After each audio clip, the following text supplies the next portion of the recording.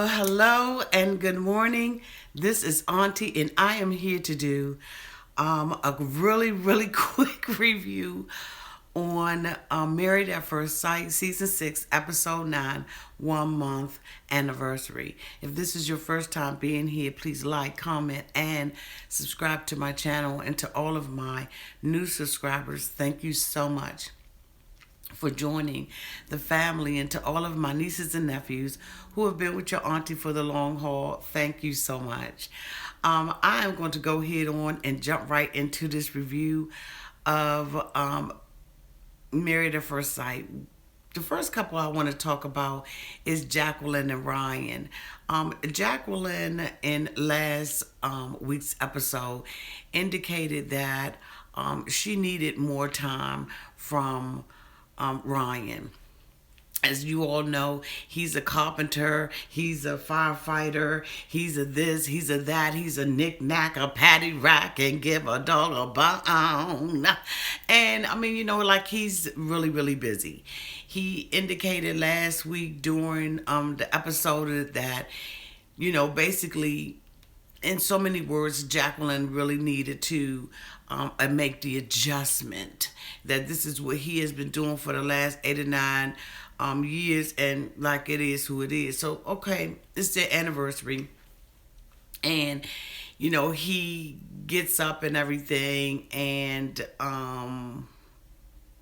he fixes breakfast. He gets the wedding cake. And I didn't know what the breakfast was. Like, I was like, what is that? But anyway, I digress. He gets up in the morning and he's celebrating her. And she gives him a book that is full of pictures that, kind of has chronicled their marriage. And he seems excited, but I don't know. Like, this guy's so disingenuous to me.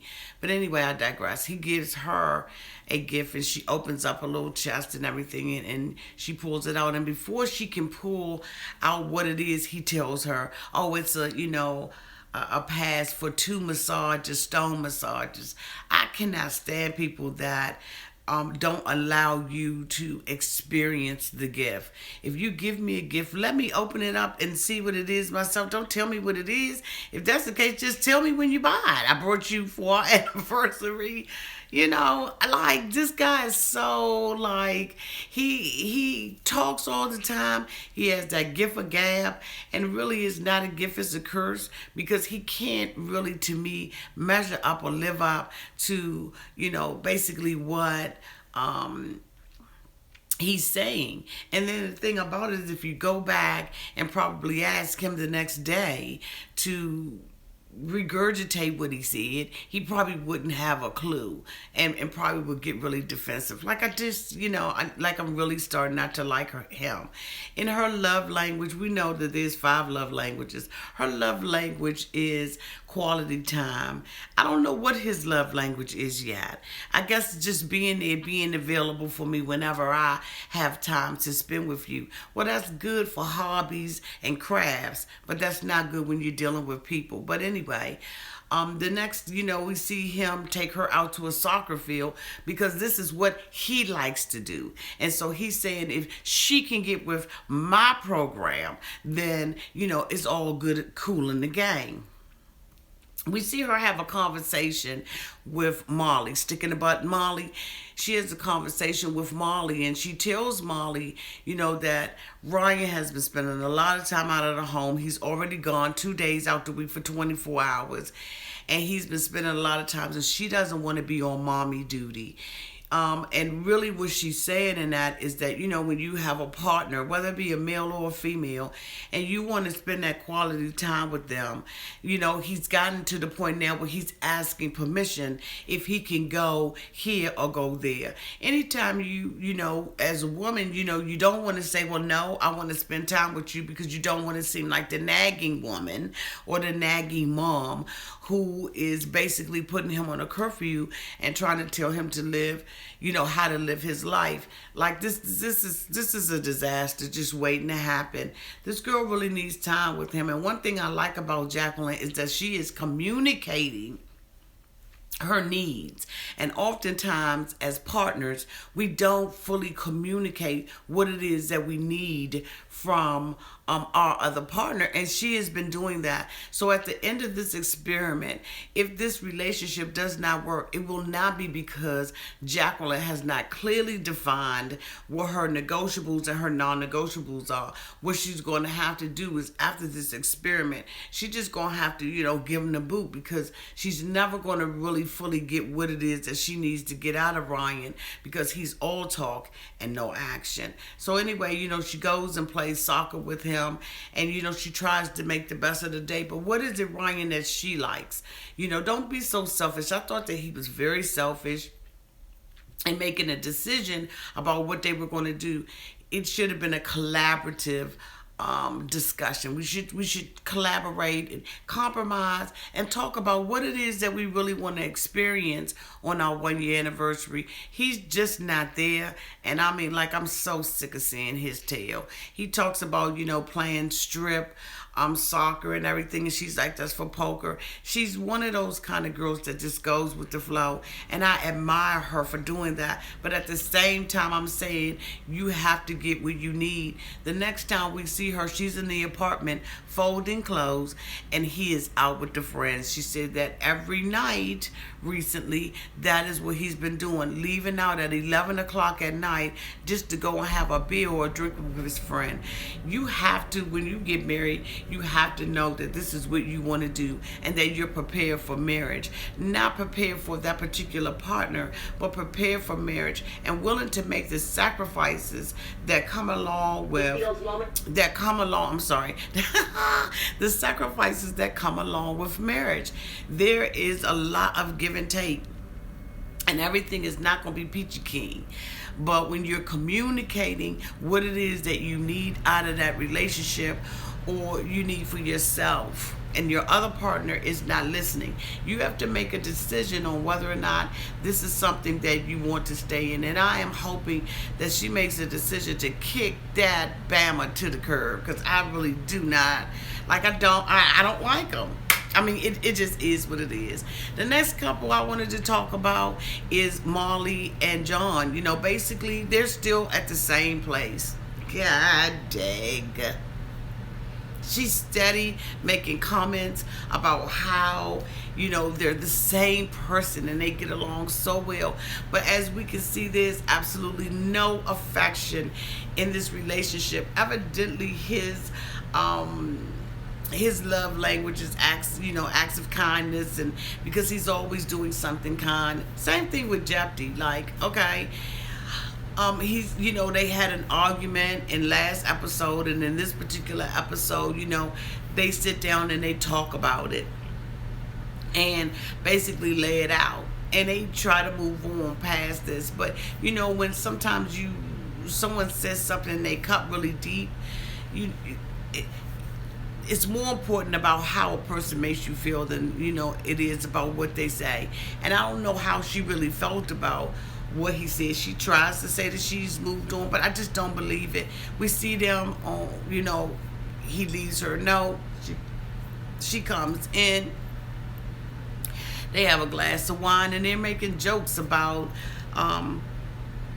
really how bad the relationship has been, the ups and downs, and they've had more downs than it has been up. And it's a loveless relationship for John. Again, John is communicating to Molly about what his needs are, and how they are not being met. And so Molly cannot be surprised at the end of this experiment if John rolls the hell out. I think that, it's just, they're compatible in every way but affection. I don't even think that this girl is attracted to him. She says that she is, but when a woman is attracted to a man, you can tell in her eyes, you can tell in how, she wants to rub up against him, and she wants to have some kind of contact with him. And I just don't see that in Molly. I mean, maybe y'all do. I don't. They went to an orchard, and to some little farm, an apple orchard, and they picked apples. They came back, and they made an apple pie, and she was like, we're going to bond over this pie. Girl, bye. No, bond over them bed sheets. How about you bond over that Serta mattress up in the room? How about you bond over that? You know what I'm saying? You need a bond over Bed Bath and Beyond. Enough is enough. He feels friend zoned, and he is friend zoned. Write your comments down in the bottom and let me know what you think. But I certainly see the friend zone, and Kirk, ain't no love in that joint. But anyway, so the last couple that we're going to talk about is Jephte and Shawniece. They are really hitting it off. I think that, listening to Jephte and seeing the things that Jephte has done for this girl, and just the way that he listens, like, oh my God, there's nothing more attractive than a man who listens to what you said and what you say and acts it out. So last episode, again, it was their love languages, and they talked about their fantasies, and she said she wanted her husband to have 3 dozen of roses and stuff like that, and he did that. But what he also did was had the roller skates for her, because he listened to what she said about, loving roller skates. And he changed her perception about what a date is like. This time we see her talking to her girlfriend. She's folding up his clothes and everything. How personal is that? And, she's just like really being wifey. The girlfriend talks about her hair. Now, I got a problem with the way she is keeping up her appearance. But okay, I digress, because it's not really about that. But it is in so many ways to me. But okay. So we see her and Jephte basically have dinner. And during that dinner, she they're sharing their gifts for their 1 anniversary. They have the waiter to come out. Jephte had the waiter to come out with the cake topper. I just was like, okay, they all ended up having the cake topper. So let's just say that, all of them ended up having their cake toppers. But, he had it presented to her, and she was all emotional. She's one of those cry girls like me, believe it or not. Anyway. He had the cake topper come out and everything, and then they exchanged gifts. He opened his first, and she gave him some socks, because she said she loved his socks. And he said, yeah, I got a lot of socks. And then she gave him a shirt, and he was like, yeah, I needed it. He went on to say that because he has not been a community, he hasn't communicated a lot of himself to her, that he loved the gesture that she made by, seeing things. So she's meeting his needs by seeing things and not by hearing. For her, he gave her a snow globe, and I thought it was just adorable.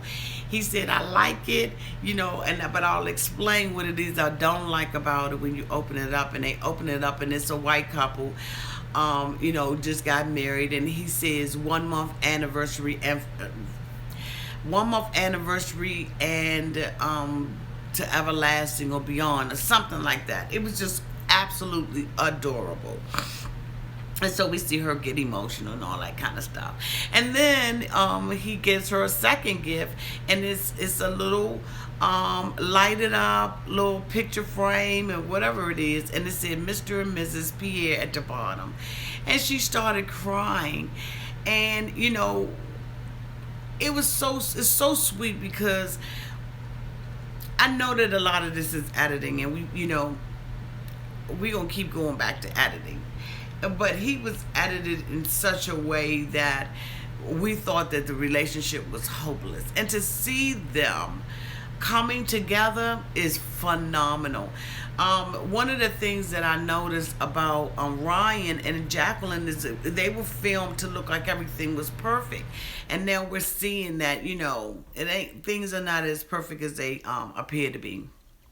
But anyway, he did this for her, and then after, in the Couples Tell All, or whatever that little segment is, he was explaining that one thing that he notices about himself is that he's not a great communicator. And that when he does something wrong, or he doesn't communicate his true intent, that he wants to back it up with actions. So the reason why he ended up buying the little lighted thing for Shawniece was because they had a discussion about her changing her last name. And he said, "Wait a minute, hold up. I don't know. You're moving a little bit too fast." And he hurt her feelings. And he said what he wanted to do was give her that to show that he was in it with her. And I thought that was just like, yeah, do what you gotta do, boo. And one thing about Jacqueline is Jacqueline says she changed her name the next day after she married Ryan. Like her name was changed immediately. And so it shows kind of, like for me, it's like Ryan feels like, oh, she changed her name. I'm in there. And, I ain't got to do nothing to woo her. I ain't got to do this. I don't have to do that. She got to, she's my wife. She's got to do what I say do. She's got to march to the beat of my drum. Where Jephthah is saying, you know what? I appreciate you making the effort. I wanted to slow it down. He also talked about how a lot of women have been hitting him up in his inbox, and John.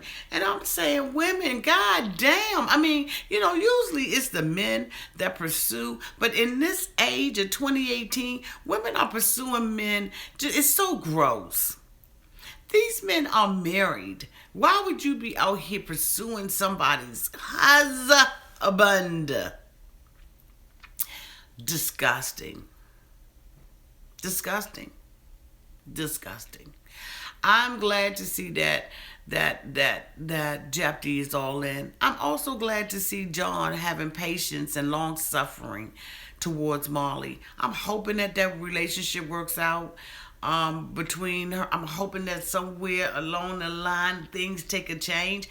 But we saw that in I believe it was last year's, where the young lady didn't like the guy, and at the very end, like 2 weeks before the experiment was over, she changed his mind and he was like, "Nah, I'm out." I'm hoping that doesn't happen to them, but okay. I think that Jacqueline needs a different kind of man. I don't think that Ryan is the man for her. Like, I really just don't. I'm ready to be done with him. Like, I almost feel like I'm in a relationship being abandoned and left all alone. Anyway, but thank you so much for being here and for checking out this review. We will be live and in living color tonight talking about Little Women of Atlanta. Yes, your auntie is tired as the dickens. As you all know, I'm in school and working and I'm like tired. But tonight we're going to come out live so that you all can get an opportunity to talk to your cousins and to meet up again. I love you all to pieces, and thank you all for your patience and your graciousness and your kindness during this period in my life. I love you all to pieces. Have a great day on purpose.